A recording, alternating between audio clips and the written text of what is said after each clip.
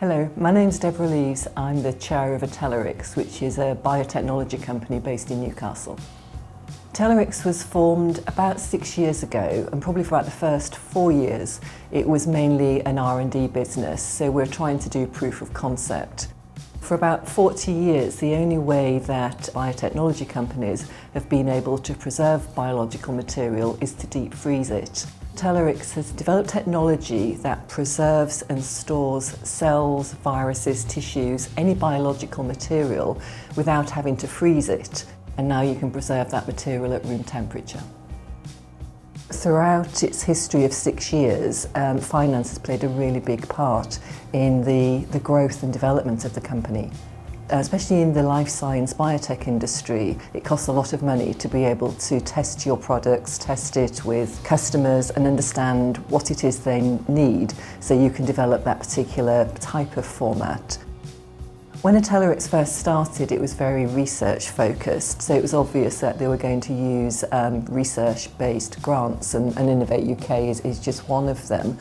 But as the company progresses and the company wants to do things that are not specifically research, maybe to launch products, develop marketing campaigns, they tend to go out to angel investors and VCs, and that's just what Atelerix did. Having done this for quite a few years, I do have a lot of contacts in the VC world and angel investors. So they're the first people that you pick up the phone to or you send an email to. But also, Atelerix is based in the northeast, so there are a lot of regional funds and regional support that the company could tap into as well. That was a bit new to me. I'd never worked in the northeast before Atelerix, so finding out who they were, and it was literally searching online, talking to other people who worked in the same office building as us, and going to conferences and working out who are the regional investors, who are the VCs, and picking up the phone and talking to them. One of the things I really try to stress to new founders, particularly if they're in their first startup company, is the importance of looking for funding before you actually need it. You can't underestimate how much you need to be prepared before you go out and say, hey, I'm raising some money. You've got to have all the answers to all the questions that investors are going to ask you.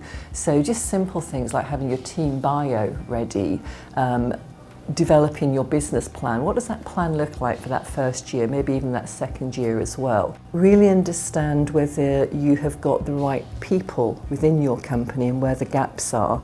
And investors, obviously a lot of them, angel investors who invest in their own money, they want to ensure that you are going to use their money wisely to grow your business so they can get a good return on their investment. Trying to talk to either angel investors or VCs who understand your sector.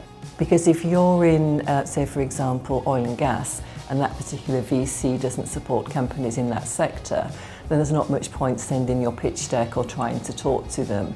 There's a really important thing called fit between the founder, entrepreneur and the investor, because ultimately, the two parties are going to have to work quite closely with each other, especially at the early stages of starting a business and growing a business. So there has to be a synergy there.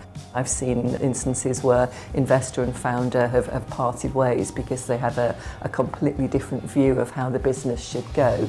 So try and get that fit right early. And it's really hard because, especially for new, younger founders who've got very little money to actually start their business, they might be tempted to take the money from wherever they can.